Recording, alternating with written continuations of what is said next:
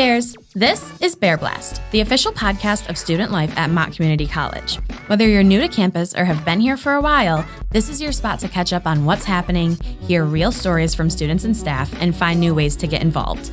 From events and campus tips to student success stories and special guests, we're here to help you make the most of your time at MCC. Let's get started!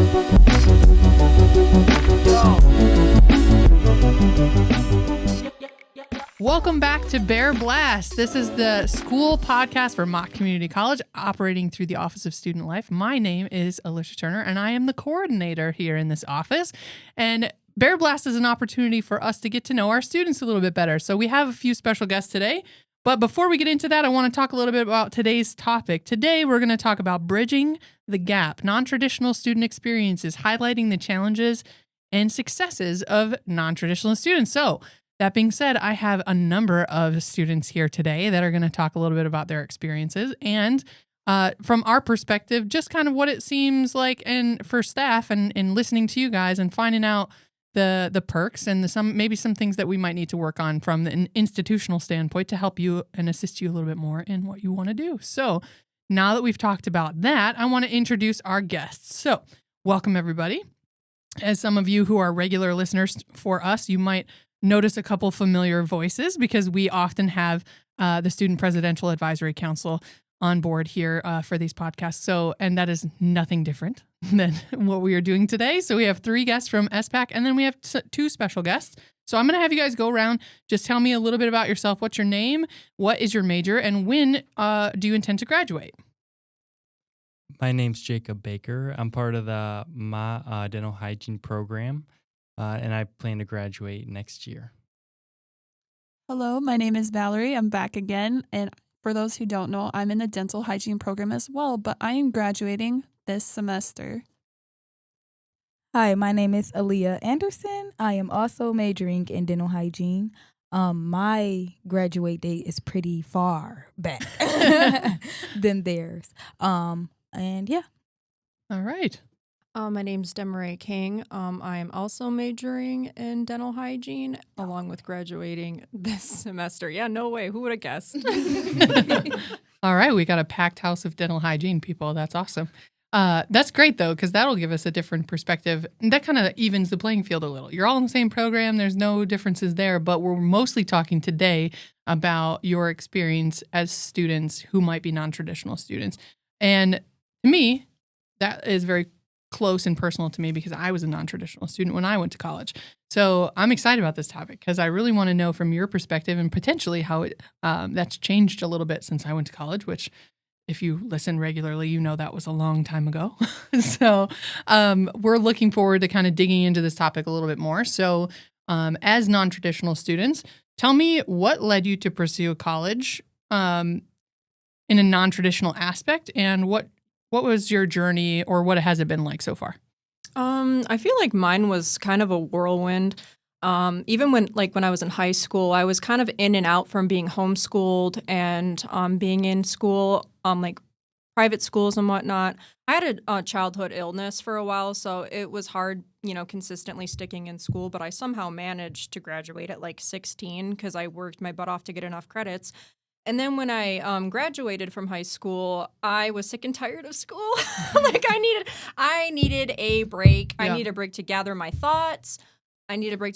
So I took like a year off or so to figure out what I wanted to do. And originally, it wasn't even like a college degree. I was first in real estate for a while, but I did not enjoy the inconsistency of it. I needed something structured. So I came back and I started school or like taking classes here like 2018, 19. And then during COVID, it kind of lapsed a little. So I took a break again, but finally picked up the dental hygiene program 2023. And that's where I've been ever since.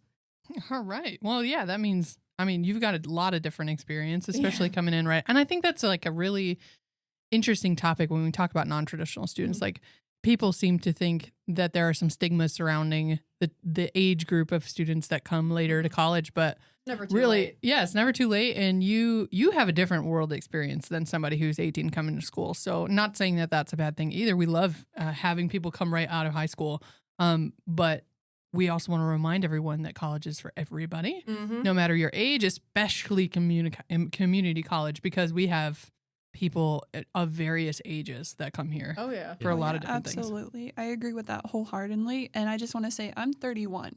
So I came to school way later. Girl, I did not know that. yeah. I thought did she was not like know that. 25, Oh, honestly. thank you guys. Thank you. 20 The stress hasn't killed me yet. Wow. But my story was kind of similar to Sarah. I worked in the service industry and restaurant industry for many, many years. And I was doing 60 work hour weeks between multiple jobs. And I was saving up for school. But you know how everything goes. And it just took a lot to get where I am today. Yeah. So, but it was always the end goal. I always felt terrible coming to school a little bit, thinking about it, being behind my fellow high school graduates. How I was always a little jealous, and I was like, man, I feel so behind. But I quickly learned that after coming to Mott, that everyone's journey is different. Yeah.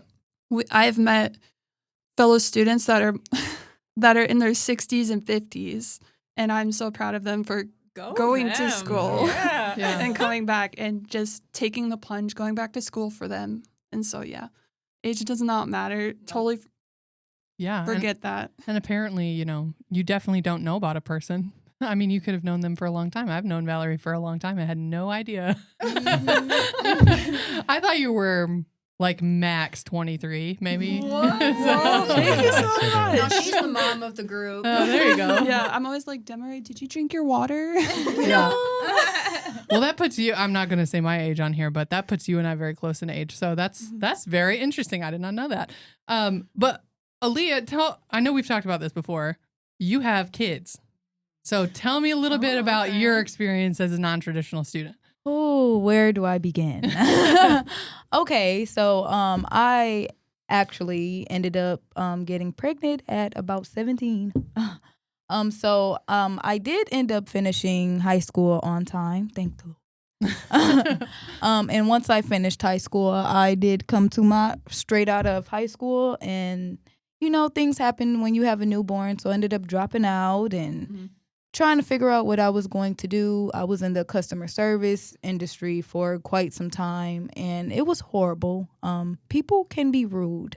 Yeah. But I basically was burnt out, just like my peers. And I decided, okay, enough is enough. I'm going to do this for me, do this for my children, so that they can have at least something to back them up when they get older. So I came back to Mott and finished up all my prereqs and applying for the dental hygiene program, and everything is going pretty good so far.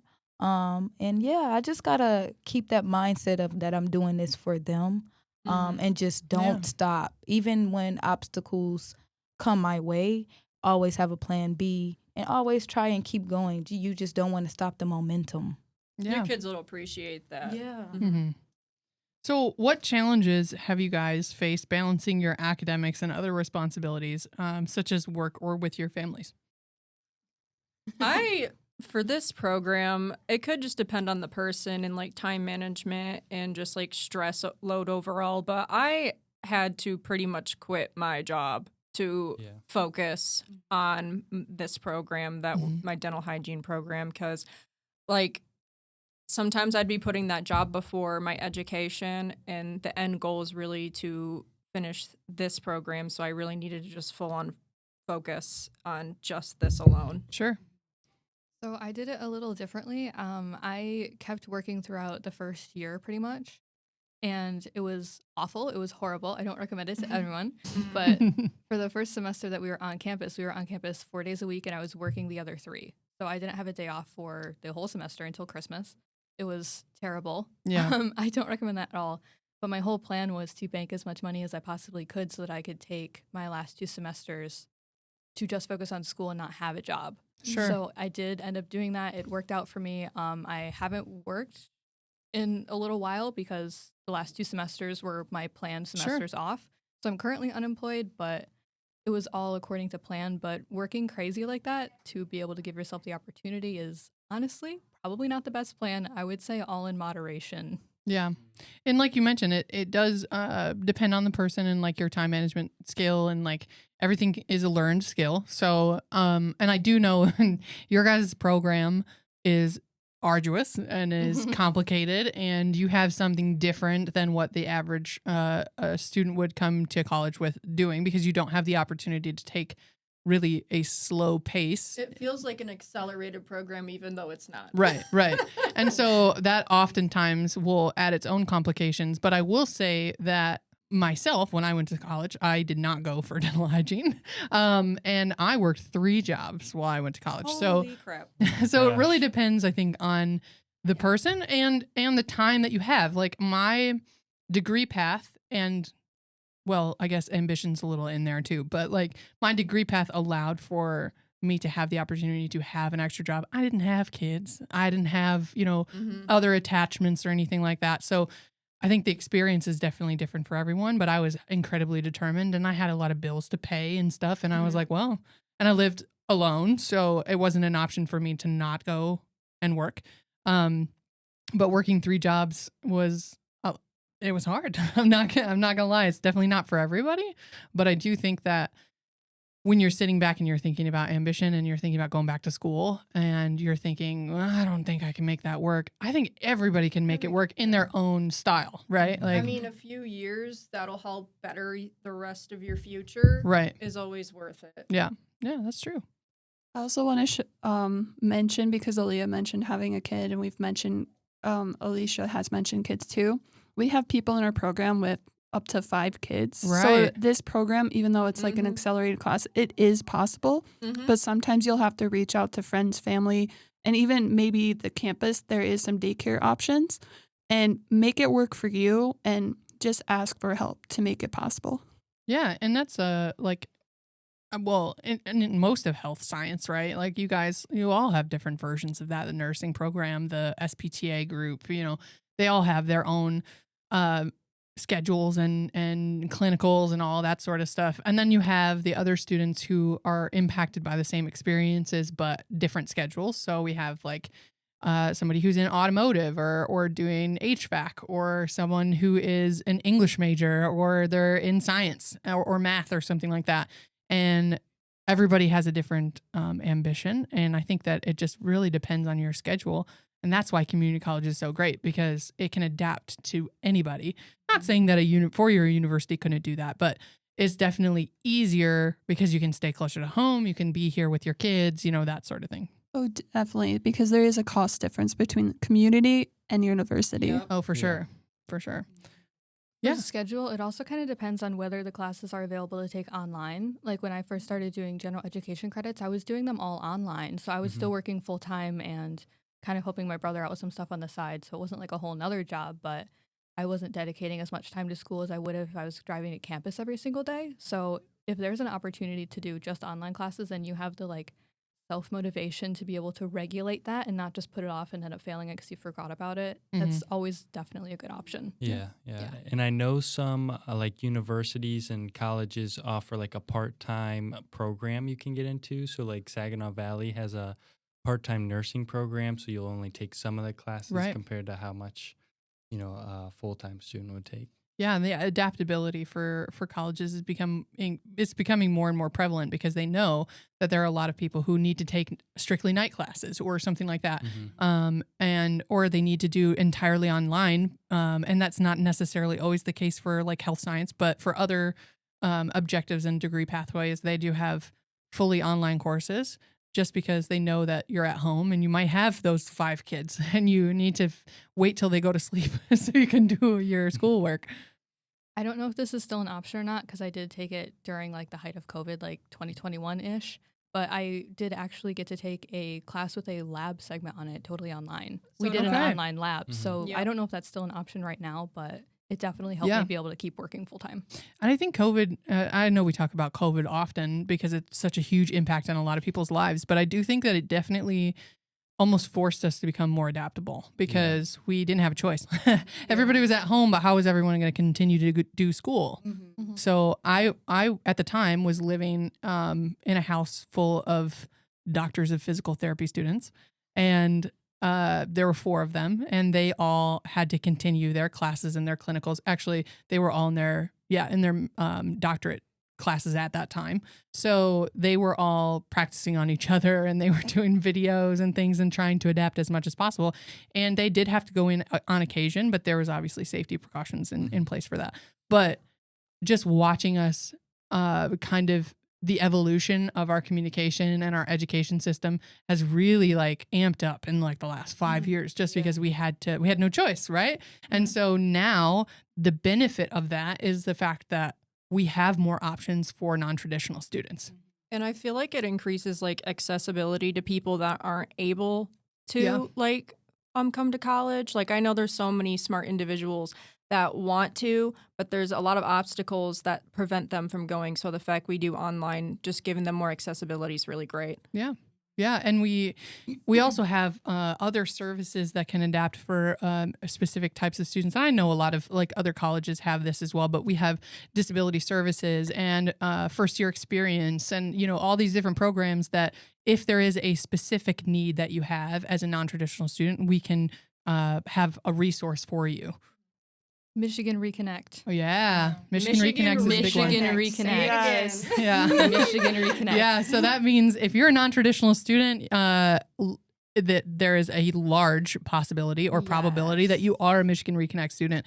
So if you are listening and you don't know what that program is essentially a program that will fund you past the age of 2021 to go back to college or to start college in general. Actually, they just took the age requirement back up to 24. It's back up now. Yeah. I did not know that. They put it back up. I don't know if it's effective this year or next year. Okay. But instead of including 21 to 23-year-olds, now it's 24 and above again. Okay. But well, They that's gotta a change. that's but that a new still update. fits non-traditional, and Michigan Reconnect is the only reason I'm still in this program because Right. it is Agreed. expensive. Yeah, Yes, it I'm is. gonna guess Yeah. that it probably goes into effect next year. Again, you know, Probably, you yeah. probably have to fact check us on that stuff just because that's new information. But regardless, that is a huge benefit for those that are non-traditional students. And I did not have that when I went to college.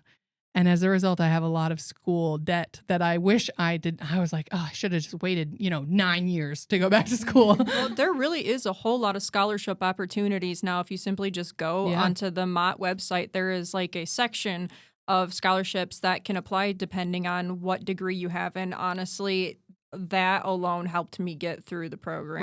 Right. Yep. And it could be literally anything. They have them for parents or single parents. You don't even have to be a single parent. There's other ones out there for that as well. Or maybe, like you said, specific to your degree pathway. Maybe it is, there's scholarships out there that I used to apply for because I was left-handed. Like there's literally anything. Yeah. There's a lot of scholarships, so take advantage of those. I know we talked about scholarships in another episode, but I cannot stress that enough. Like I paid for college out of pocket and student loans, and I have a debt that is going to take a while to pay back. And like most students do, but like if you can get college, especially community college for free, go to community college. We here advocate for community college every day. Obviously, I'm a little biased because I work here, but I also went to community college. So I understand the value as a student, not only from a financial aspect or purpose, but also from like a networking standpoint. Like I met a lot of people of a lot of different diverse backgrounds and age groups and things like that. And being a non-traditional student, it was very helpful because I looked at that and I thought, I actually feel pretty comfortable here. Like I don't feel out of place like most non-traditional students feel when they come in. And that was one thing, as being 31 years old again, that I felt kind of awkward about before I started seeing students in person coming up, because I did some classes during COVID too, but never really had much interactions with the students in my class besides a discussion post assignment. So it was really nice to see the wide range we have here at Mott. Yeah. It made me more comfortable and much braver to get out there and get my degree and, finish this year. They call it community for a reason. Right. Absolutely. That's true. So that actually brings up a really good point because I wanted to ask you guys, so being non-traditional students, how do you connect with traditional students when you go to school here? What do you do? Do you connect with them or are you doing kind of your own thing? When you have to interact, how do you interact? How does that work out?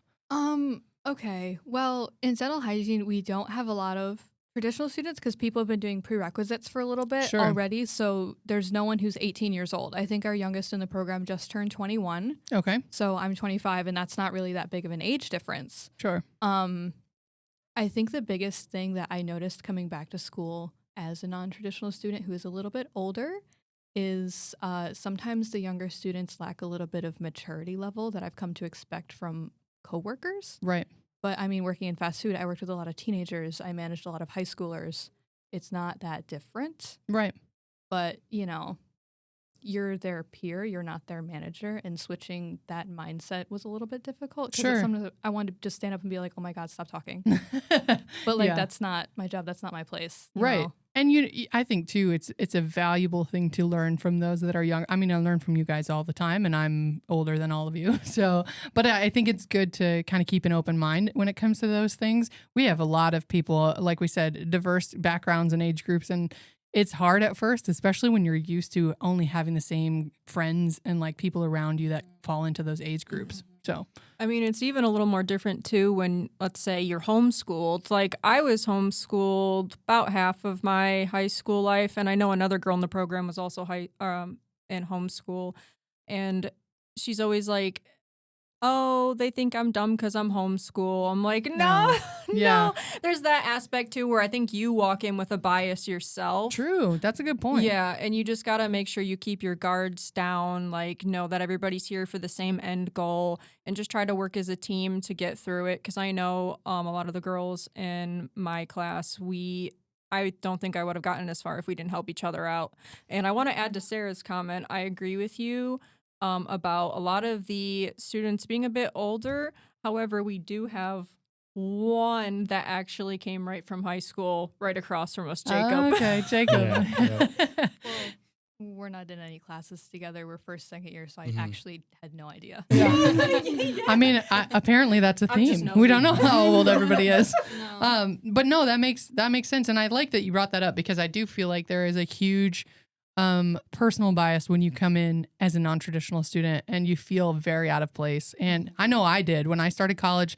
I came in and I thought, I don't really belong here socially, so I'm gonna just like blow through these classes as quickly as possible. I was a highly motivated student. Like I knew I was gonna be, getting 3 5s or higher in my classes, and I'm just gonna go. I'm gonna put my head down and I'm gonna do my work and I'm gonna leave. And I regret that now because now I run student life, ironically, and I didn't participate in any of this stuff when I was in college. I didn't have anybody to encourage me to do that either. So I look back on it and I think, oh man, I had enough stigma in my own brain that said you don't really belong with those people, and like they're not going to accept you because you're older. Yeah. And I don't. That really kind of bums people out because then you look at it and you're like, missed out on some good opportunities. I mean, look at Valerie. She's involved in literally everything on campus. I talk Literally to everything. all Yeah. age groups. That's right. And that's the cool part is like you can open yourself up.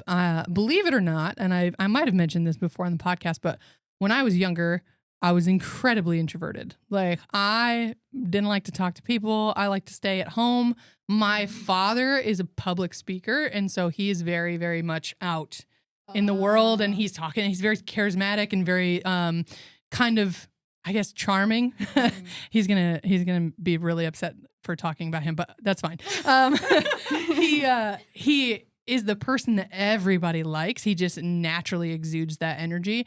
I did not have that. He'll argue that I did, probably because he could see it and I couldn't. But I now, because I've gotten involved and because I've pulled those barriers down and stopped thinking of those stigmas about myself, I'm more involved and I'm like, oh, I don't really care about what people think about, whether I should act a certain way or whatnot. And I said, I'm going to act so different and so goofy and silly and fun that you're going to have to guess my age. So much like Valerie. Hello. But that's great. I think that the experience is definitely unique for everybody. But I was curious just because I know that it's hard to kind of like figure out how to work with different age groups, especially when they're younger than you. Do you have any other tips? Anything else that you could give to, say, a traditional student about how to adapt and work with non-traditional students? I would definitely say be open to the different types of communication. Don't expect that everyone communicates the same way as you. I'm used so many different apps, from email to phone to Snap to Instagram, to speak with all sorts of students Right. in order to get the information they need or I need in order to work together to just basically help each other succeed. Use each other's strengths. Yeah. Mhm. That's good. Yeah, that's kind of what cause I'm actually, I feel like pretty young. I'm 23, but I tend to gravitate to the younger crowd. Sure. But in the workplace, I noticed that I tend to gravitate to the older crowd. But in school, the younger kids, like almost straight out of high school, tend to come to me and ask me things. But I have like that mom mentality, so I'm kind of like Sure. Yeah. momming them. Like, okay, if you're gonna be in my group, Yeah. we're gonna be serious about this now. Yeah. And back Yeah. back to that whole like idea of high school like group projects, right? Where you're when you're a non-traditional student in college and you're partnered with somebody who might be a more traditional student, you have very high expectations for their involvement and their follow through and things like that, which I mean is fair to an extent, but also like we know they don't think the same way as somebody who might be non-traditional. So, you know, adaptability, making sure that we include everybody and have that sort of mindset where we have to be a little bit more lenient with our mentality when it comes to that. And to add on to that, everyone, the first year when I started the program and just the way I kind of just jumped into making things work, I feel like sometimes people misunderstood like where I was at because they just assumed that I had it all together or I could just do it. And just ask your students, like don't assume that they know something all the time. Be like, ask them. And that way you can include them in the conversation so you can get to know them a little more. Yeah. No, that's perfect. I think that everybody has a different version, especially based on how you came to college, right? And the best advice, I think, is the true advice, the advice that you've gone through, the things that you've experienced is the best advice for the next person because you're not going to experience everything. You only know what you know, right? So I think that's really a really good point. I would, my next question for you guys is just what resources or support systems have been most helpful to you since you started college? Do you have any, or did you like make your own? Did you have a tactic of some kind? For me, because I'm a non-traditional student, I was super nervous. I basically talked to my assigned counselor, and I was like, hey, I'm a first-time student, first in my family, non-traditional student. Can you please help me path out all my prereqs and classes that I need to take so I can apply for dental hygiene? And from there, from the first semester, she had it all planned out for me. And she, if anything, like my class was dropped for whatever reason because of a misunderstanding with financial aid, she was quick if it filled up to help me move my classes around. So communicate with your people and the staff here for sure. Keep that communication open. Don't be afraid to ask somebody because they can definitely also help like guide you to somebody. Right. Yeah, and I would like to piggyback off of that. I utilize my success coach, Dan, a lot. And I know he's probably tired of me, but I'm going to keep shouting you out because you always have my back. And there's always some type of strategy or plan that he and my advisor, Miss Lewis, would implement to go against the challenges that I was facing that were hindering me from continuing my classes. So yeah, I would definitely say utilize your advisor or career coach and really build a bond with them, because when you build that bond, it's like you can go to them for everything. I go to them for everything. Right. And they find all of these different resources on campus that you know nothing about, that I knew nothing about. Right. And they introduce you to other staff on campus so that you're also building your networking and, getting around the campus and coming out of that introvert self. If you are an introvert, you'd be surprised who you meet and what other clubs are out there that do let you feel like you're in the right place. Right. Yeah. No, that's really important. Specifically regarding dental hygiene program, I actually have gotten closer with my own personal dental hygienist. Okay. She graduated from here in 2019. She gave me all of her old textbooks. She gave me all of her old advice, all of her notes. from her Wow, board look at review. that. Shout out to Peggy. I love her. Every time I go and get my teeth cleaned, we always talk about the program. She asks me how I'm doing. We text sometimes. Sure. She's great. So if you're doing something that's like specific, like degree specific, like dental hygiene or like nursing or something, you can always find someone in the field. Honestly, Mott alumni are usually very open to this type of stuff. Yeah. And just kind of communicate with them because they'll give you the real world experience like nobody else. That's awesome. That's awesome. I know that resources are abundantly available depending on the type of person in need. So I was always curious to see like what ones you guys have utilized, because for me, obviously they were different when I went to school, and they're going to be different in 10 years. But for now, if you're listening and you're a student that is unsure about how to get connected, I would highly suggest that you start with some of these first, especially your success coaches and your advisors and counselors. Start with them first. Or you can drop by the Office of Student Life and we can help you as well. We've got a lot of people on staff that can kind of navigate and point you in the right direction for something that you might be curious about. Maybe it's, you're not sure the degree path that you want to go and you've come in your general studies and you're trying to figure things out. We have a lot of avenues where you could potentially go to a campus club and kind of feel out a degree path. Like maybe you want to be an ASL interpreter or you want to work in technology or something like that. We have small concentrated groups that have zero commitment requirements that you can just jump into and test it out. And maybe you've decided, okay, I did it. It's not for me. And then, but there's no obligation. See, you don't commit your time, energy, and money to a program you might not be interested in. So I highly recommend utilizing the resources you have and checking out our website. We've got a lot of resources on that page as well. Talking to students, to your peers, making sure that you're getting as much advice from their perspective as possible. Those are all incredibly important ways to reach out. I was going to say, along what you said about the website, if you go into my backpack, you can actually visualize every single degree that is offered here, the career pathway. You can visualize all of the classes you need to take for each and every degree that Mott offers. I spent hours going through that.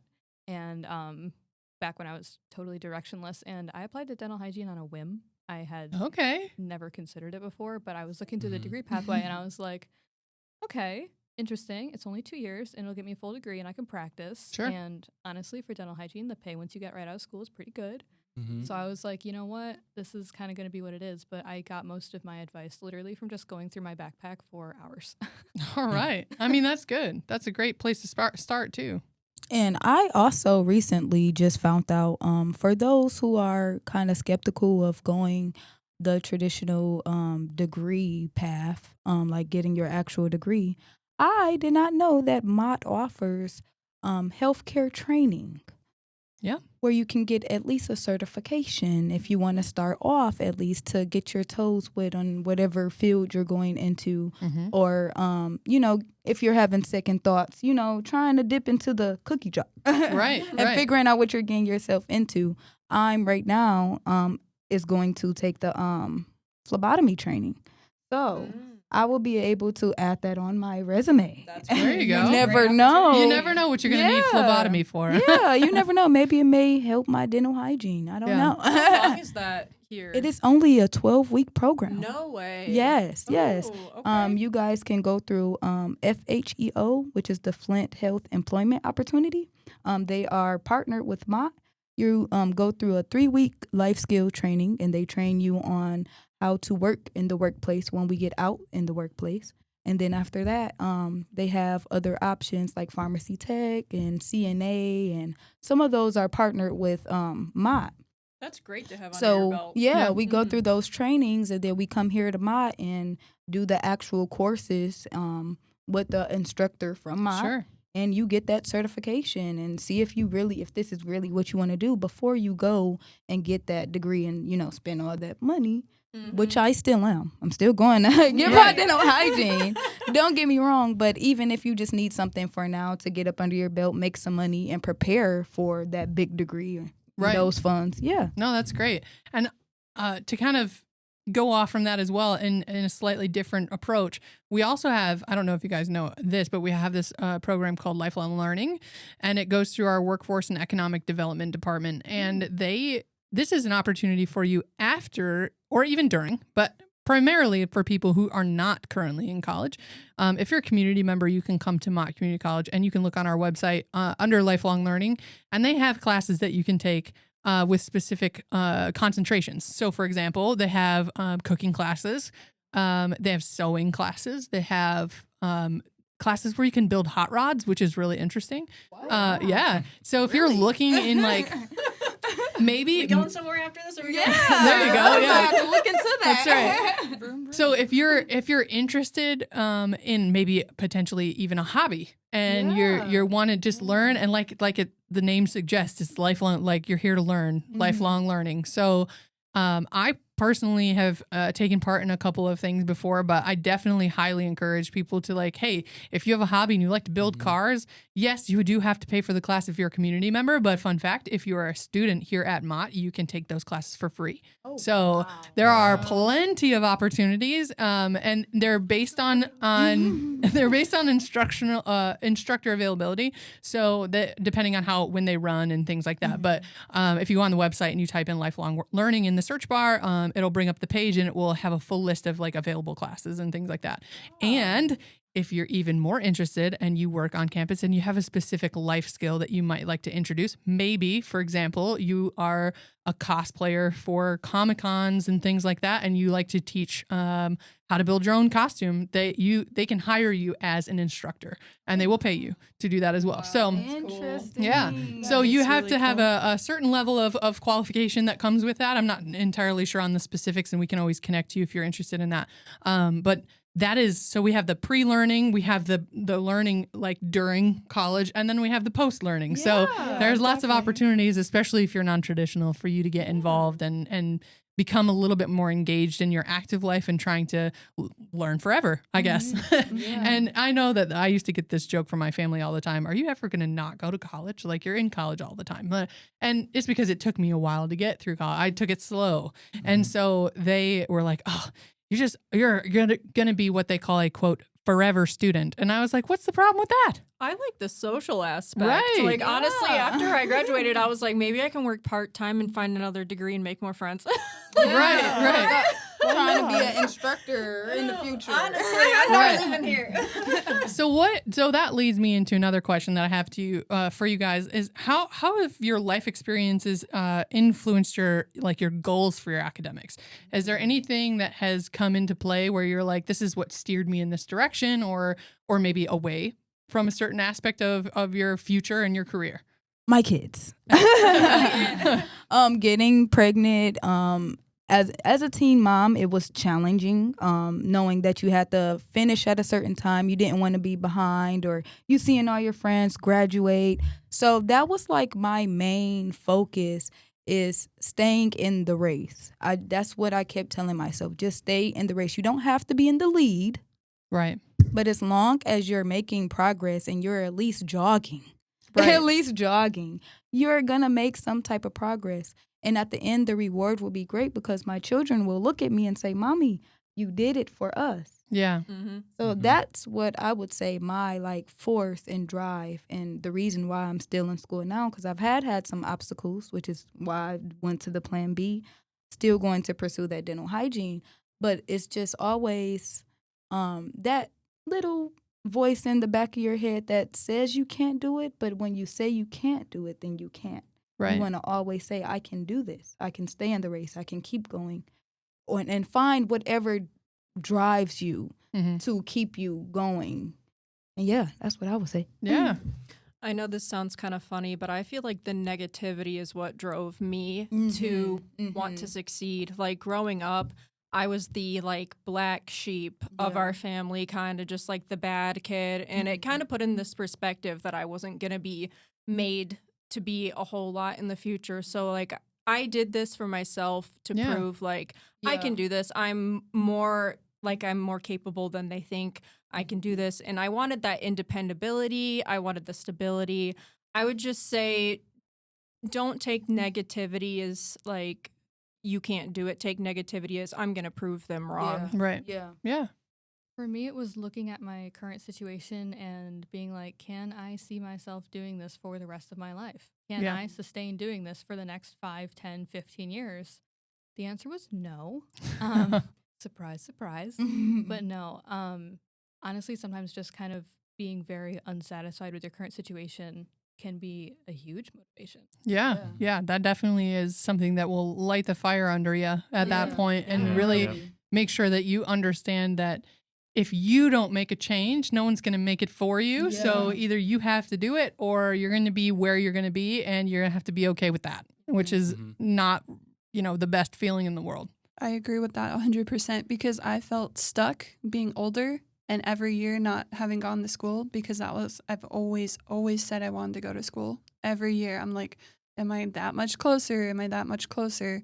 So you really have to grab onto the chances, ask questions, and when you find out something, reach out to those people and ask more because that's how I was able to find out about like future frontliners, which went into Michigan Reconnect because I worked during COVID and because it was retail more of the time before doing more hours at the restaurant, I was like, maybe I don't qualify because I'm not a nurse, I'm not a truck driver and stuff like that. I didn't know I counted. So, and I did count, so I probably could have done school sooner. Yeah. And I think one really important aspect, especially to talk about, is the fact that when the time is right, the time is right. Like, you don't pressure yourself into something that you're not ready to do. Make sure that you understand what you're capable of, and when you're ready, you pursue that and you go from there. And if I tried doing this right when I got out of high school, I wouldn't be making it through. No, definitely not. No way. Definitely not. Definitely not. No, Yeah. I had to travel. Like, I kind of got into the same aspect that you did, where you were like, we're kind of done with our current situation. And with you mentioned, like, I hated school after high school. I never wanted to go back. Yeah. I'm like, no. Yeah, so I got to a point where I said, I don't necessarily hate school. I don't think school is the right time for me right now. And so I pursued a lot of nonprofit work overseas and things like that. And it helped to fulfill me in a different way. But the time came where I was like, okay, it's time for me to go to school. I feel like that's my next step in my journey. And, I feel like that moment presents itself when it's appropriate per person. That's actually currently happening to my boyfriend. He is 26 years old. He never went to any type of college after high school. Was not a really good student in high school or anything like that, but he's gotten to a point, and especially kind of watching me go through my school journey has been motivating for him in a different way. So he is actually going to start as a student in the fall semester for the first time. That's Nice. amazing. All right. I'm so proud of him. He wants to be a licensed clinical social worker. Awesome. wow. And we have a That's great it. social work program, so that'll be awesome. Good for him. He'd be really good at that. When Yeah. the time is right, the time is right. Yeah. You have to want it. You can't be forced into it. Right. Yeah. That's like the biggest thing, Yeah, that especially is the for biggest non-traditional. You have to genuinely want it. And when you're older, you can understand and appreciate that it's your money that is paying for it, and you're not going to waste your own money. Right. So Yeah. like you have to want it. You have to be motivated for it. And when the time is right, the time is right. And I think that's what kind of makes us, I don't want to say like, well, yeah, I feel like that's what kind of makes non-traditional students. I feel like we have that strong motivation or that desire, that eagerness, because it's like, okay, what am I doing? What's next? Yeah. And then when we get into it, we're like, okay, I'm doing this. It's actually working. I'm actually passing. Like, things are actually You're more moving. capable than you Yeah, think. and Yeah. then you think, okay, I wasn't as dumb as I thought. Right. Yeah. I feel you there. Yeah. I feel you. And I think it's important to note too, you really discover what you're capable of, right? Yes. And you think in your own mind, we all have our own versions of self-doubt and that we struggle with every day. Everybody's got their thing, but I think when you end up pushing yourself, especially for something that is calculable and something that you can literally see the success of, it's a really good motivator, and it makes you feel great about yourself. And like you're ready to tackle the next thing in your life, and that you are capable, and nobody can tell you otherwise, which I think is important. And honestly, there's a little bit of fear motivation too, because as someone who worked fast food, working retail, working restaurant, you've seen the other side of it. Yeah. And you know what your life would look like if you didn't have this. And you Right. know that that's not what you wanted. So that's why you started college in the first place. Like, you've seen the other side of it, and you know, like, how bad it can be, really. Right. Being stuck in a fast food job with no end in sight. And so that is hugely motivating. Yeah. Yeah. Going off of that, kind of reminded me of a quote that I saw, and it was like, choose your hard. Like, it's hard to go through an extensive program, and you got to be dedicated and work your butt off for it. But it's also hard choosing not to do that and wondering what could have been. So Yeah. basically, choose your hard. And Yeah.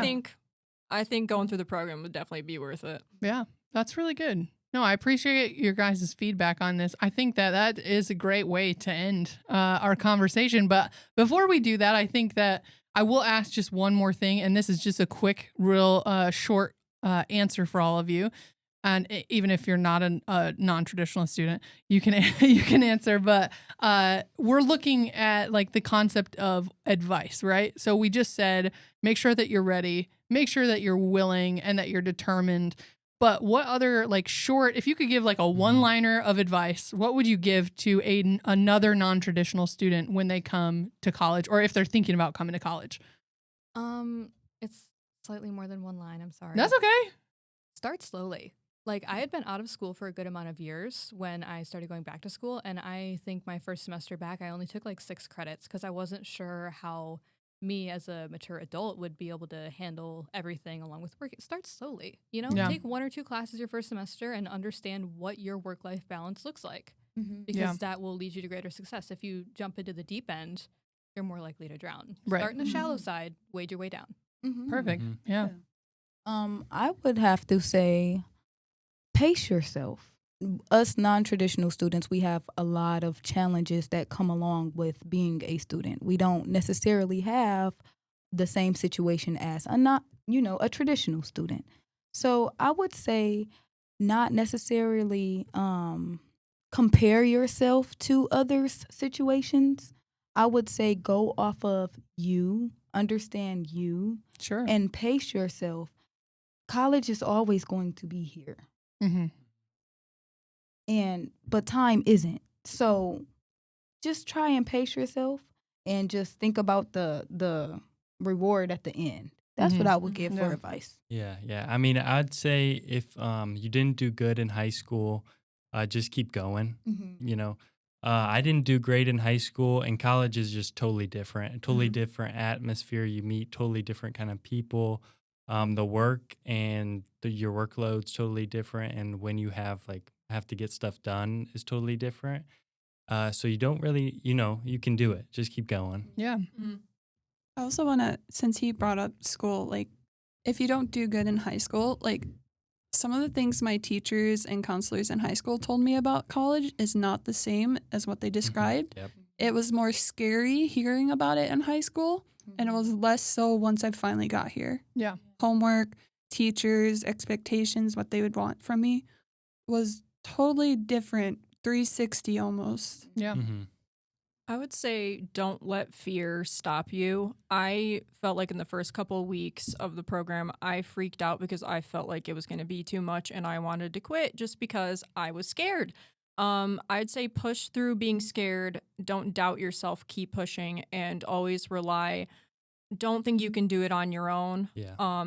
I know for a fact if I wouldn't have reached out and made friends, I would not be able to get this program, not just only for work alone, but just like emotional support, just having a friend there to help get you through it. So don't do it alone.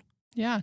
That's really good advice, guys. Thank you. I appreciate this because you might not think this, but you have an incredible amount of wisdom when it comes to this topic. I think that, and it's based solely on experience, and you know what has motivated you and what experiences you have had that have pushed you to be the person you are today. And I think I know that I don't know some of you as well as I know others, but I do feel like you guys are doing an excellent job, and I like to see the success of students, and you're confident in your choices, which is important, and that you're excited. You're excited. Okay, maybe a little confident. You're excited though to see the end result of your ambition and your drive, and you know that you're going to be successful after you leave here, no matter what you do. So Don't be scared to do it. Just do it scared. yeah, yeah, Yeah. and keep moving forward. I think that's an incredibly important thing to end on. I think motivations are there. Everybody's excited, and there will be low points, there will be high points, and we're all very experienced in what those might look like and making sure that we are well versed in how we react to them. So be diligent, be forthcoming, be as extroverted as you can be. Get out there and talk to more people every day. It's a very important aspect. And apply for Michigan Reconnect. And apply for Michigan Reconnect. That's right. Shout out to Reconnect. Yeah, shout out to Reconnect. Be brave, guys. You got this. So thank you so much, guys, for coming and being our guest today. I really appreciated your time and your energy on this topic. If you are listening and you are a current Mott student and you would like to be a part of our podcast every week, we would love to have you. You can come to the Office of Student Life and hang out with us and get to know us a little bit, and we can put you on a topic. If you are not a current student at Mott Community College, but you are interested in applying here, as we mentioned, start with Michigan Reconnect, see if that is something that you can utilize while you come to school here. But by all means, come visit the campus, visit the Prahl College Center, and they can walk you through the admission process. If you would just like a friendly voice to talk to, you can, again, drop by Student Life and we can connect you with some student leaders who can walk you through their experiences and we can learn a little bit more. If you have a comment or a suggestion or you would like more information and you wanted to leave that comment in our comment section below, we would love to hear from you. Otherwise, like, follow, and subscribe so you can hear a little bit more from the student perspective at Mott Community College on Bear Blast. Thank you so much, and we hope that you have a great rest of your week. We will see you in our next episode. Go Bears! And that is it for this episode of Bear Blast. Thanks for hanging out with us. Be sure to follow us so you're always in the know about what's happening at Mott. And for even more Bear content, check us out on TikTok and Instagram. Just search for MCC Student Life. Until next time, go Bears!